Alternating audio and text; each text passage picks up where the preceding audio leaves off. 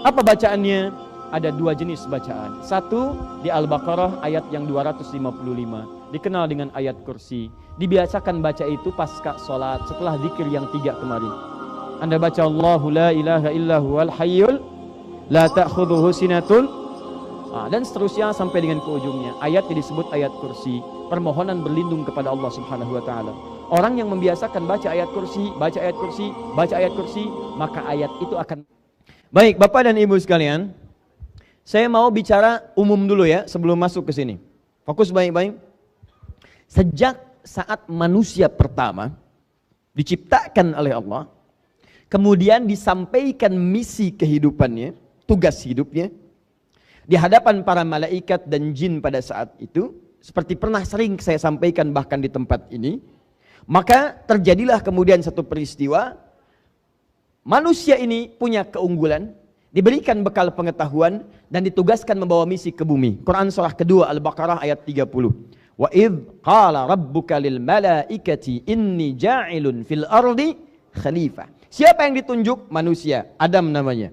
Wa 'allama Adam al-asma'a kullaha. Secara singkat, Adam punya kelebihan kemampuan, maka dimintakan makhluk pada saat itu untuk hormat kepada Adam sebagai, ini yang paling penting, sebagai ketaatan atas perintah Allah. Di semua perbuatan kita itu, kalau diperintahkan oleh Allah, jangan dilihat perbuatannya, dilihat perintahnya.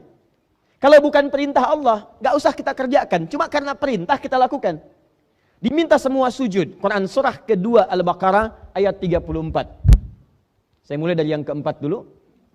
Wa idh qulna lil malaikati isjudu li Adama fasajadu. Ketika kami perintahkan pada semua malaikat dan termasuk kalangan jin yang hadir pada saat itu sujud hormat pada Adam. Semua sujud illa iblis, kecuali satu makhluk, iblis.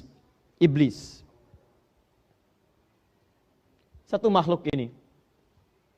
Siapa iblis itu? Disebutkan di Quran surah ke-18 ayat ke-50. Ini poinnya.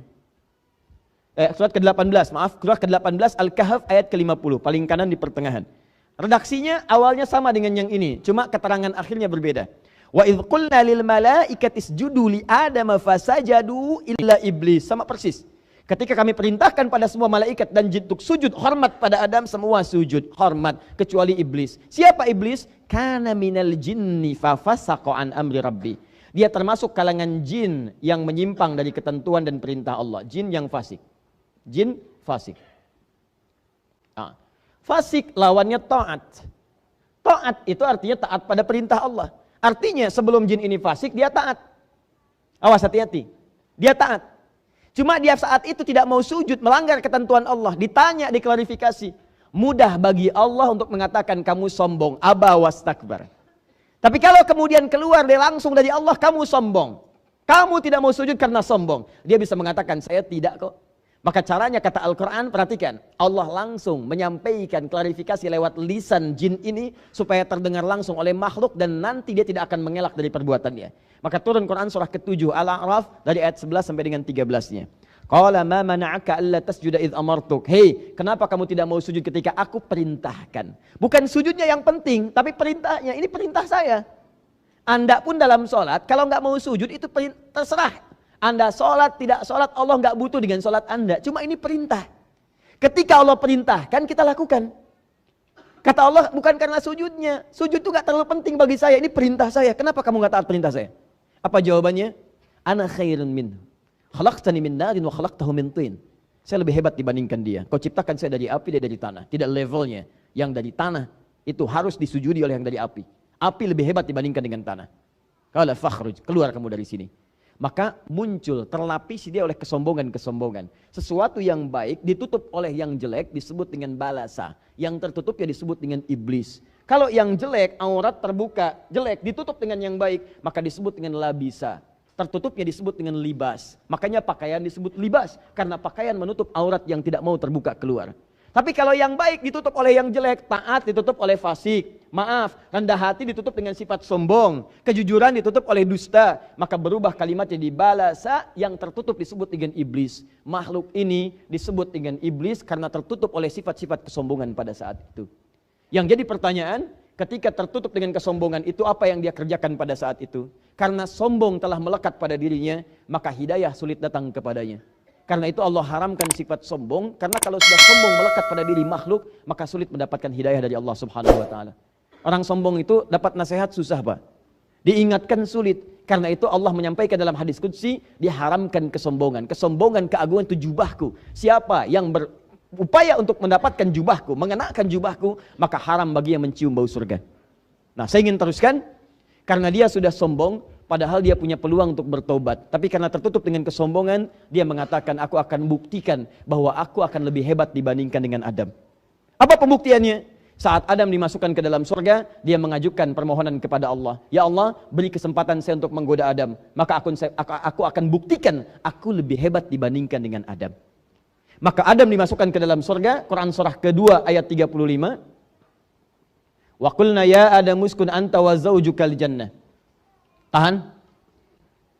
Wa kula minha raghadan haitsu syi'tuma wa la taqraba hadhihi syajarata fatakuna minadh dhalimin. Adam, tinggal kamu di surga sementara dengan istrimu, pelajari kenikmatan surga, cari bekal di situ supaya kamu turun ke bumi jadi khalifah, kamu bisa menata bumi seperti surga. Dengan segala keindahannya, kenyamanannya, keenakannya. Makan ini tapi tinggalkan ini. Ini ujian. Jangan makan yang ini, jangan dekati pohon ini. Kalau kamu dekati, ini niscaya akan menjadikan kamu menyimpang dari ketentuan Allah Subhanahu wa taala. Zalim. Maka kemudianlah iblis mengajukan kepada Allah permohonan. Aku ingin buktikan aku lebih hebat dibandingkan Adam. Padahal kalau dia taubat bisa diampuni. Cuman karena sombong, hidayah tidak bisa masuk. Maka dia katakan aku akan menggoda Adam untuk membuktikan aku paling hebat dibandingkan dengan Adam.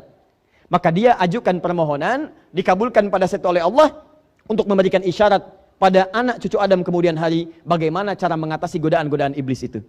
Mudah bagi Allah mengatakan, tidak, saya tidak perkenankan.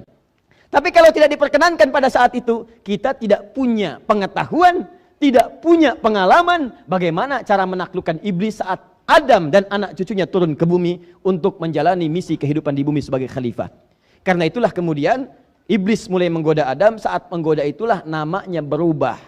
Perhatikan baik-baik. Namanya berubah dari iblis jadi setan.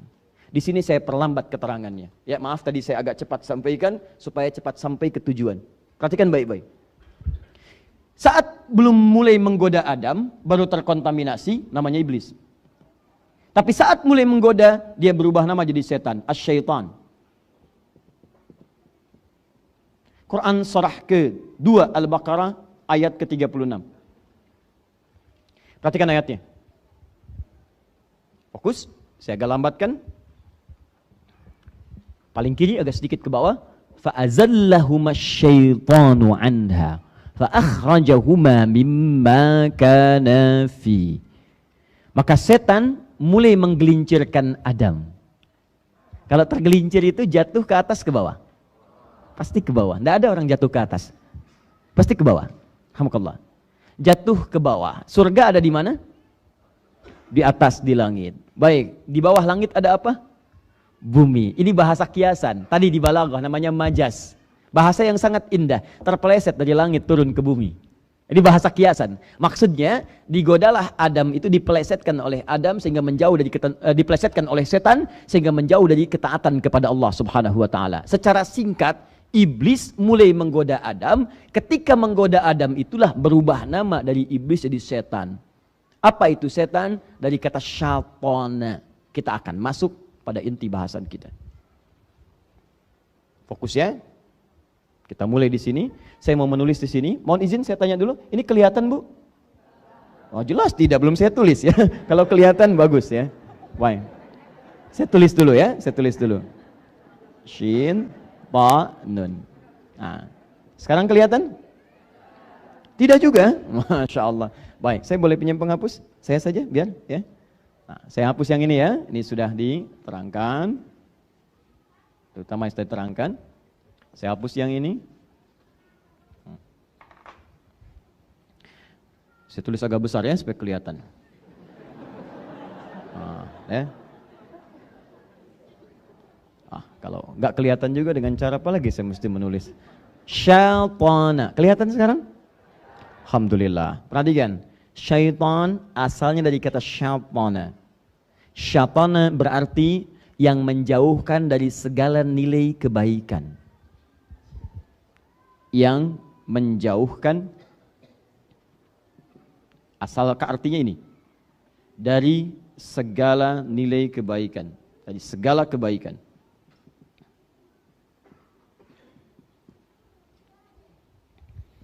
Jadi kalau Anda akan mengerjakan kebaikan, tiba-tiba ada sesuatu yang menjauhkan, jangan lakukan, jangan kerjakan, tinggalkan itu.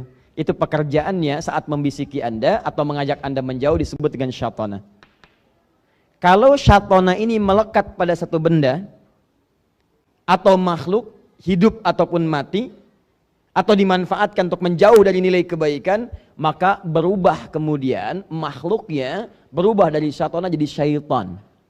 Kalau itu melekat pada satu makhluk sifat syaitana, maka makhluk yang berubah nama jadi syaitan.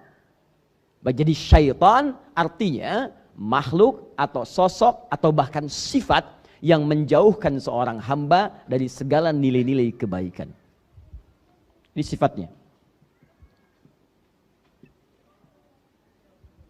Kalau melekat pada satu makhluk, maka makhluknya disebut apa? Syaitan. Makhluk pertama yang disebut syaitan oleh Allah Subhanahu wa taala yang menjauhkan Adam dari nilai-nilai kebaikan. Harusnya Adam taat.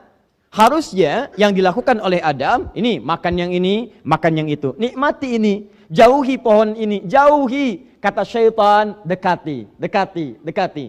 Mendekati tidak baik, menjauhi itu baik. Dijauhkan dari kebaikan, didekatkan kepada larangan. Berlakulah kemudian hal yang tidak disukai oleh Allah Subhanahu wa taala, mengerjakan yang tidak baik. Ketika mengerjakan yang tidak baik itu terpeleset Adam, bahasa Al-Qur'annya yang mempelesetkan setan. Kenapa disebut setan? Karena dia menjauhkan dari nilai-nilai kebaikan yang ditetapkan oleh Allah Subhanahu wa taala. Paham sampai sini? Saya ingin kita paham dulu teman-teman sekalian, Bapak dan Ibu. Jadi kesimpulannya, setiap ada yang menjauhkan dari kebaikan, maka namanya apa? Ingat baik-baik, ingat namanya apa? Ulangi namanya apa? Jadi ingat, fokus baik-baik. Kalau ada manusia yang menjauhkan dari kebaikan, maka sifatnya apa namanya? Apakah ada manusia yang disebut setan? Ada. Ada. Buka Quran surah ke-6 ayat 112.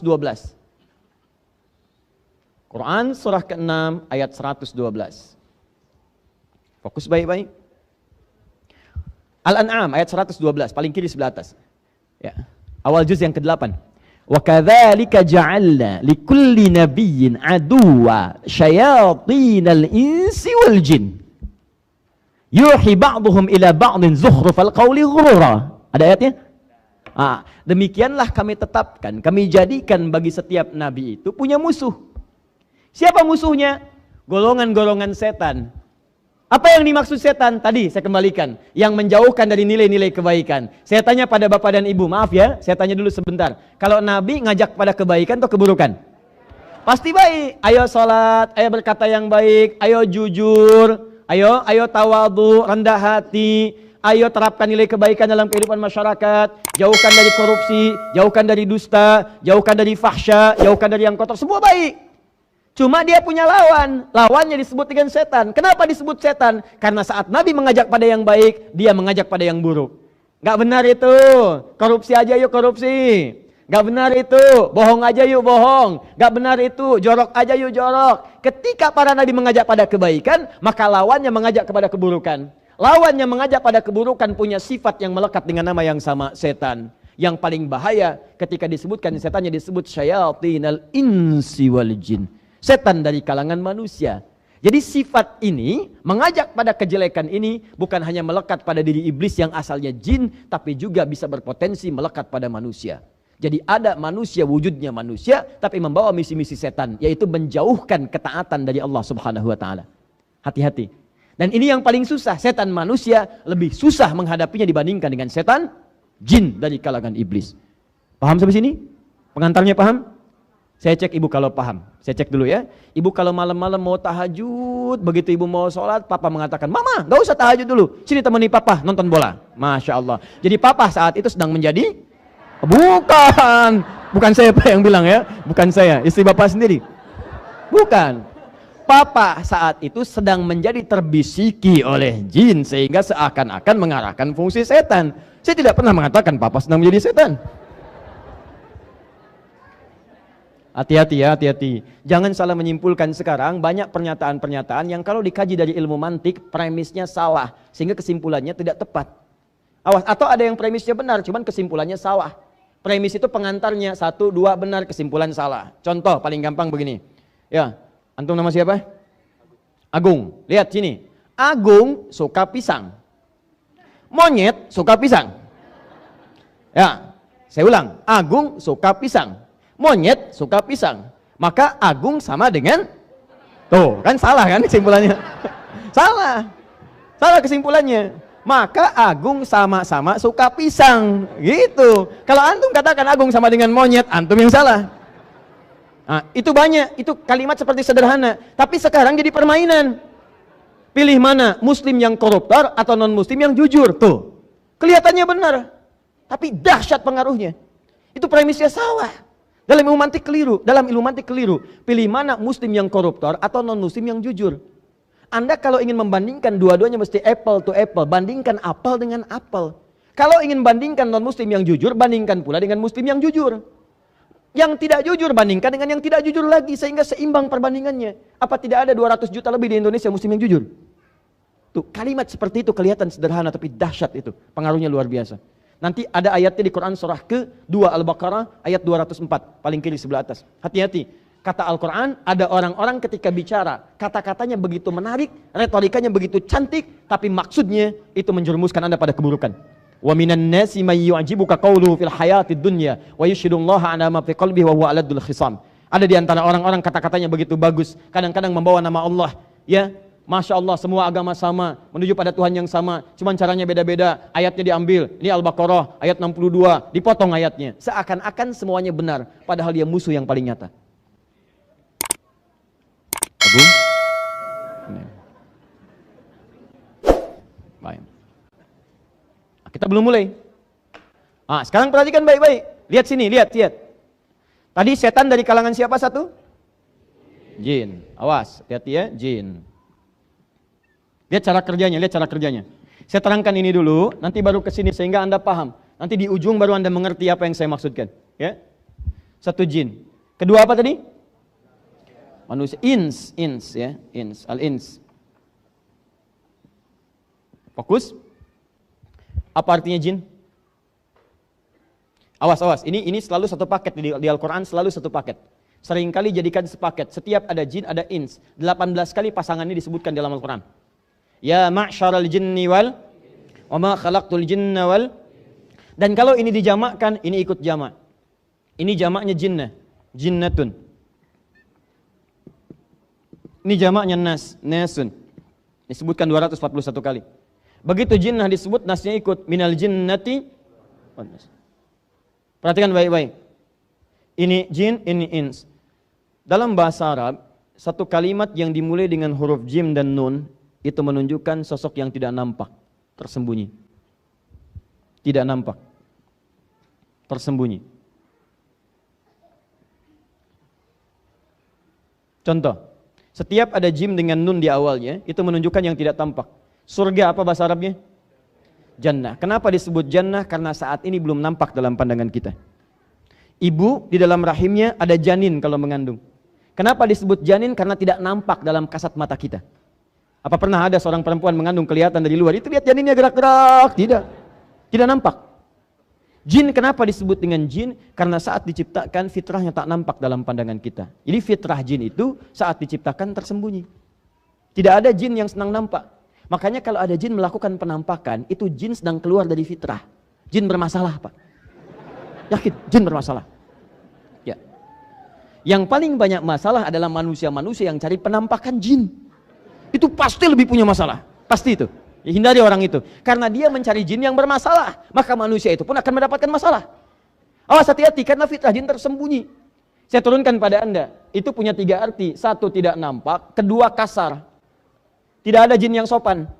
Silahkan cek. Apa pernah ada orang kerasukan jin datang ke pengajian? Ustadz Adi izin ikut ngaji? Nggak ada. Orang kalau kerasukan jin, kalau bukan kata-katanya meracau, tindakannya mengacau. Keluar kata-kata yang tidak bagus, tindakan yang tidak baik, itu jin. Penampakannya itu tidak menyenangkan, sifatnya kasar, tidak lembut. Sebaliknya manusia. Awas, ins. Kenapa disebut dengan ins? Makna pertama lawan dari kata jin, nampak. Nampak, terlihat. Makanya manusia saat dilahirkan, suaranya, tangisannya terdengar, wujudnya ada. Tidak pernah ditemukan kemudian, maaf didengar suaranya, bayinya nggak ada. Mana ya, nggak ada. Silahkan cek. Nampak.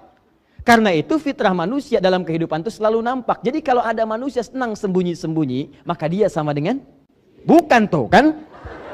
Udah salah lagi ambil kesimpulan. Bukan. Sama dengan sedang keluar dari fitrahnya. Bukan sama dengan jin. Sama dengan sedang keluar dari fitrahnya. Pasti manusia ini sedang punya masalah. Seperti jin menampakkan diri atau melakukan penampakan sedang punya masalah, maka manusia yang senang sembunyi-sembunyi pasti punya masalah dalam hidupnya. Silahkan ibu cek. Biasanya papa masuk lewat pintu depan, sekarang sembunyi-sembunyi lewat pintu belakang. Handphone sembunyi-sembunyi, bawa kamar mandi, buka-buka gitu kan di situ. Sembunyi-sembunyi. Masuk kantor sembunyi-sembunyi. Ke masjid sembunyi-sembunyi. Tiba-tiba keluar lewat kotak infak, ya dan sebagainya. Nah,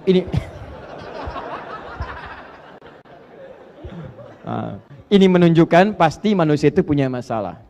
Pasti punya masalah, karena setiap kebaikan itu orang senang mengerjakan. Ketika seseorang bersembunyi dari kebaikan, ada sesuatu yang salah dalam dirinya. Kaidah umumnya demikian. Yang kedua, manusia itu lembut. Asalnya nggak ada yang kasar. Lembut, baik. Karena itu ketika dia melakukan kesalahan, hati kecilnya akan menolak. Karena sifat kelembutannya. Tidak percaya silahkan, saya sering contohkan kalimat ini. Keluar dari sini, pakai sendal orang. Begitu dipakai oleh Anda, hati kecil Anda akan berkata, itu tidak benar. Jangan lakukan, itu bukan punya kamu. Pasti menolak. Ketika Anda berkata kasar, gak percaya silakan ya, pulang dari sini punya masalah, Anda berkata kasar pada istri, setelah berkata hati Anda akan mengatakan, kenapa kamu berkata yang kasar? Apa gak bisa kamu katakan yang lembut? Kalau bisa kamu katakan sayang, katakan cinta, kenapa kamu katakan putus? Catat. Bapaknya nyatet di belakang. Bisa, keluar. Gak enak, rasanya gak enak. Nah teman-teman sekalian, fokus ini. Ini jin, ini ins. Kenapa saya terangkan dulu seperti itu? Supaya Anda tahu, ketika dua makhluk ini berpeluang menjadi setan, menjauhkan hamba Allah dari ketaatan kepada Allah, maka Anda perlu ketahui, sifatnya ada dua. Mungkin itu jin, tadi disebutkan, artinya tak nampak dalam pandangan. Di cara kerja setan itu, yang pertama kali dia lakukan adalah memberikan godaan langsung dari sisi yang tidak Anda ketahui. Cuman terdengar was-wasnya. Perhatikan, was-was itu bisikan-bisikan yang tak nampak langsung. Pada awalnya tak nampak langsung. Fokus ini. Ketika pertama kali setan disebut dengan jin, itu artinya cara kerja setan yang pertama memberikan bisikan-bisikan kepada jiwa kita dari sisi yang tidak kita lihat. Seakan-akan sudah ada bisikannya dalam dirinya. Kalau Anda merasakan bisikan seperti itu, maka yang sedang bekerja namanya setan dari kalangan jin. Ini satu. Paham? Pernah mendengar bisikan ini? Azan berkumandang, Allahu Akbar, Allahu Akbar. Sudah selesai, la ilaha illallah. Selesai, tiba-tiba ada bisikan, sholat nomor 2, nomor 1, terusin dulu aja makannya. Pernah dengar? Sinetronnya mau berakhir. Padahal orangnya tak nampak dalam pandangan kita. Sosoknya gak kelihatan. Itu artinya ada jin yang sedang berperan, membisikkan-bisikan pada diri kita. Itu setan, dari kalangan iblis. Baik, tahan sebentar. Pernah merasakan seperti ini? Begitu sudah selesai wudhu, tiba-tiba setelah selesai mau sholat, dalam diri kita tiba-tiba ada perasaan, kamu sebetulnya udah wudhu belum? Kayaknya batal nih tadi. Kayaknya batal kamu. Pernah punya perasaan begitu?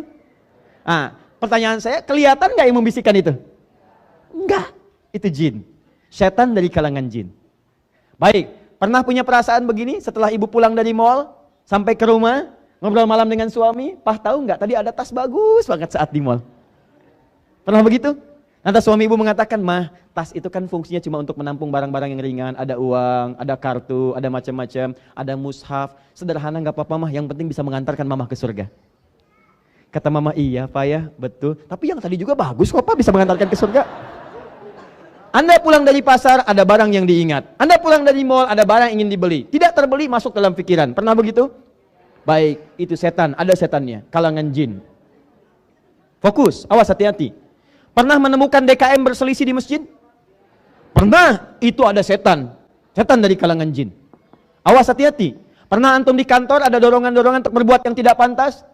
Baik, kalau antum sudah naik levelnya, ada sekretarisnya, Masya Allah, satu ruangan dengan sekretaris laki-laki perempuan? Perempuan. Lihat ibu di rumah cuma 3 jam, sekretaris 8 jam, boleh masuk. Hati-hati, dorongan-dorongan tidak baik di jalan, lewat, tampilan, gambar macam-macam, tiba-tiba muncul syahwat. Pernah ada perasaan seperti itu? Tuh, lihat. Antum kalau lihat iklan shampoo, yang dilihat shampoo-nya apa orangnya? Tuh. Ada setannya. Tapi tak nampak. Jadi seakan-akan dorongannya dalam jiwa. Ada dorongan sesuatu muncul dalam diri kita tuh. Siapa itu? Yang mendorong itu pada keburukan, jelas namanya setan. Kalau tak nampak berarti jin. Jadi cara kerja setan yang pertama, dia membisikkan langsung pada jiwa kita tanpa perantara. Dan itu disebutkan janjinya dalam Al-Quran surah keempat An-Nisa ayat ke-117 sampai dengan 118. Kalau dibaca dari ayat 116 yang akan nyambung sampai ke bawah. La'anahullah. Setan dilaknat oleh Allah. Setelah dia mengajukan proposal kepada Allah untuk menggoda Adam, diusir dari surga, dia mengatakan, izinkan saya turun ke bumi, sama-sama menggoda. Saya ingin buktikan saya lebih hebat daripada Adam dan keturunannya. Keturunan saya, kata iblis, akan lebih hebat dibandingkan Adam dan keturunannya. Maka dia ingin buktikan dengan menggoda anak cucu Adam. Maka turun mereka semua ke bumi. Quran surah kedua ayat 38. Qul nahbitu minha jami'a. Turun kalian semua ke bumi. Tapi ada janji Allah yang diberikan kemudian kepada anak cucu Adam sebagai benteng dari setan. Nanti kita akan lihat. Nah, saat diturunkan itulah setan dilaknat, dia berjanji kepada Allah. Lihat kalimatnya. La'anahullah wa qala la'attakhidanna min ibadika nasiban mafruḍa. Dia dilaknat oleh Allah, kemudian dia berjanji, bersumpah di hadapan Allah. Lihat kalimatnya. Saya bersumpah, ya Allah, saya akan manfaatkan bagian dari tubuh manusia untuk saya goda secara langsung. Digoda secara langsung tanpa perantara. Bagian dari tubuh manusia itu yang disebut dengan nafsu namanya. Nafsu. Nafsu nama lainnya disebut dengan fujur. Jadi kalau nafsu itu dalam dirinya, rambatannya disebut fujur. Jadi dia masuk ke dalam nafsu. Nah, nafsu. Kalau nafsu sudah dikuasai oleh setan, nanti dia akan merambat keburukan, memberikan sinyal-sinyal buruk. Buka Quran surah ke-12 ayat 53. Wa ma ubarri'u nafsi innan nafsa la'ammaratun bisu. Saya tidak bisa menjadikan diri saya suci karena ada nafsu. Nafsu itu seringkali mengarahkan pada keburukan. Siapa yang mengarahkan? Setan. Dia masuk ke nafsu, dia bisikan. Nah, ketika itu merambat masuk ke mata, maka mata melihat pada yang tidak baik. Masuk ke lisan, lisan bicara pada yang tidak baik. Masuk ke tangan, tangan mengerjakan hal yang tidak pantas. Masuk ke kaki, kaki berjalan dengan cara yang tidak elok, tidak baik. Maka rambatannya disebut dengan fujur. Nama lain nafsu itu fujur. Saat kita tercipta sudah ada fujur dalam diri kita. Quran surah ke-91 ayat 7 sampai 10. Wa nafsi wa ma sawwaha fa alhamaha fujuraha wa taqwaha. Fokus. Ingat baik-baik. Maka yang pertama kali dilakukan oleh setan, dia akan menggoda langsung ke dalam jiwa manusia yang disebut dengan nafsu. Dia akan manfaatkan nafsu. Masuk ke nafsu. Nih. Awas, lihat baik-baik. Hati-hati ya, hati-hati. Mau sholat, masuk nafsu, bisa gagal sholat. Mau tahajud, digoda lewat nafsu, bisa gagal tahajud. Mau baca Quran, dibikin ngantuk. Ya, mau sedekah, dibikin takut miskin. Mau dibuat kemudian macam-macam, dibuat supaya menjauh dari segala nilai kebaikan. Mau berbuat baik silaturahim, diputus dengan pertengkaran, diputus dengan perselisihan. Mau datang ke pengajian, datang bisikan-bisikan yang menjauhkan dan sebagainya. Bahkan yang paling dahsyat, peserta pengajian satu dengan yang lain bisa dibuat berantem, berselisih, saling menjelekkan dan sebagainya. Dia tidak sadar dia sedang dikuasai oleh setan. Kalau Anda tidak kenal setan yang mana yang menggoda Anda, maka disitulah bencananya akan muncul. Anda sulit untuk menghindarinya. Maka dari itu Bapak dan Ibu sekalian, teman-teman sekalian, pertama kali kita diajarkan pasca sholat untuk berlindung kepada Allah Subhanahu wa Ta'ala dari segala jenis setan yang kemungkinan akan selalu lekat menggoda dalam kehidupan kita. Awas, setiap selesai sholat. Kenapa setiap selesai sholat diajarkan zikir? Supaya dengan zikir ini dijaga di benteng kita dari setan. Karena orang-orang yang tak mampu berzikir itu yang disenangi oleh setan. Buka Quran surah 43 ayat 36. Quran surah ke-43 Az-Zukhruf ayat ke-36.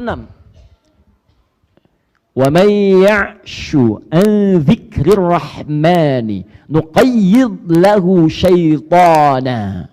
Awas, hati-hati. Fa huwa lahu qarin. Awas. Di sini Anda nanti mendengar ada istilah jin qarin. Fokus baik-baik. Wa may ya'shu an dzikrir rahmani, siapa yang abai dengan berzikir kepada Allah yang Maha Rahman. Enggak suka zikir. Pasca salat enggak mau zikir. Mau tidur enggak mau zikir. Bangun tidur tidak zikir. Awas, hati-hati, duduk susah zikir. Orang duduk zikir, bangun zikir, berbaring zikir. Alladzina yadhkurunallaha qiyaman wa qu'udan wa 'ala junubihim. Dia enggak mau zikir. Nah, setan itu akan lebih mudah menggoda orang yang tidak senang zikir. Enggak usah dibisikin, colek dari jauh aja, udah maksiat.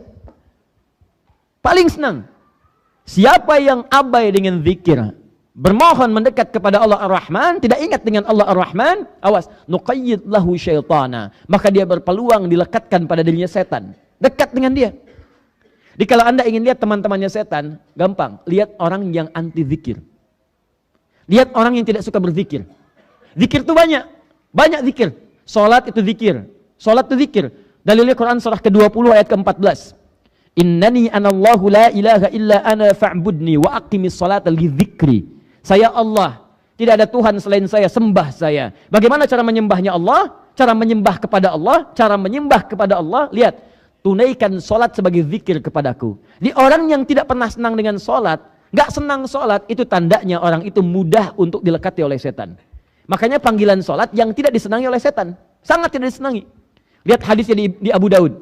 Begitu adzan dikumandangkan, setan lari. Idza udzina fafarra syaitanu wa alaihi duratun. Kalau adzan dikumandangkan, maka setan akan lari meninggalkan anak Adam sambil terbirit-birit. Lari dia.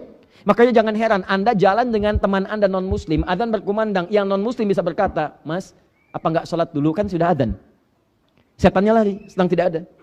Wa idza thuwiba fa'ada, ketika adzan selesai, setan balik lagi, menggoda. Yang muslim bisa jawab, tenang aja, baru adzan, belum qomat. Balik. Datang. Jadi kalau orang-orang selalu meninggalkan sholat, jauh kemudian dari zikir kepada Allah, maka apa yang terjadi? Mudah dikerjai oleh setan, maka muncullah keburukan dalam dirinya.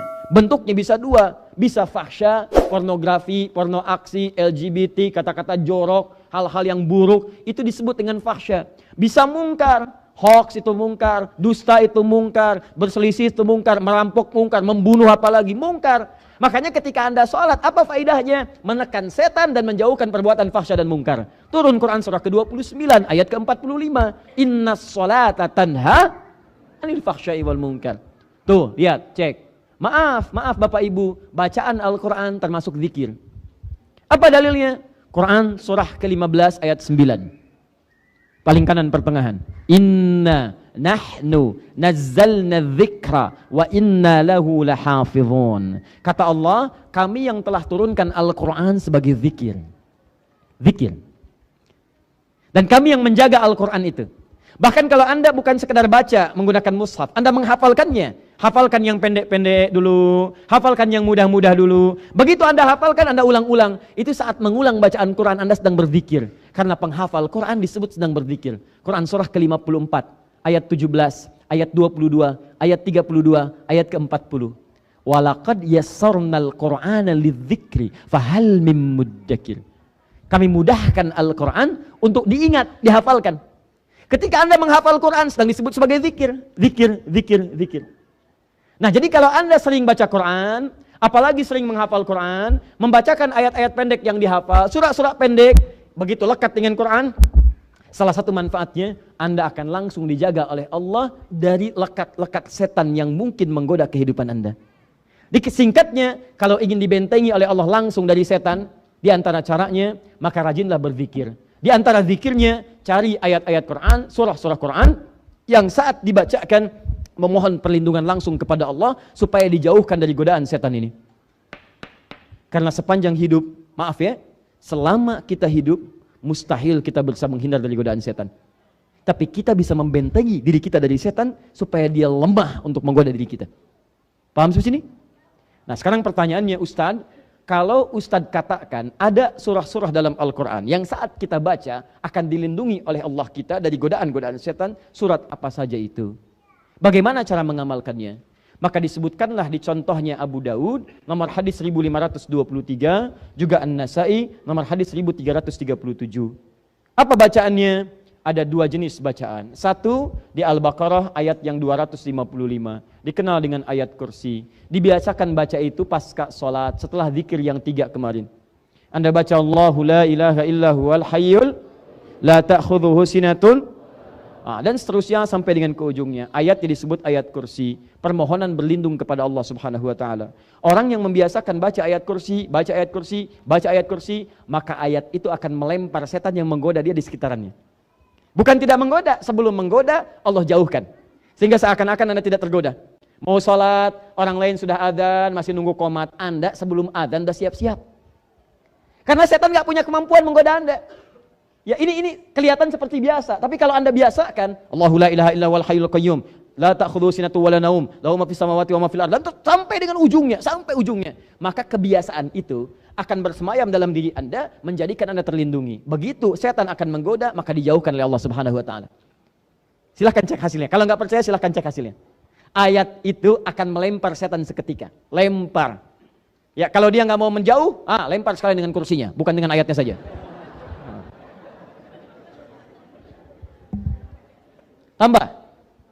Tambahkan, awas, hati-hati. Fokus. Masih ingat cara kerja setan tadi? Pertama menggoda secara langsung. Melalui bisikan. Disebut dengan waswas. Baik, yang membisikkan langsung namanya apa tadi? Setan dari kalangan? Jin. Ustadz, apa saja jenisnya? Supaya saya bisa mengenalinya. Mau kenalan dengan setan? Tidak, nggak usah. Tapi kita kenali untuk kita hindari, bukan kita dekati. Setan ya.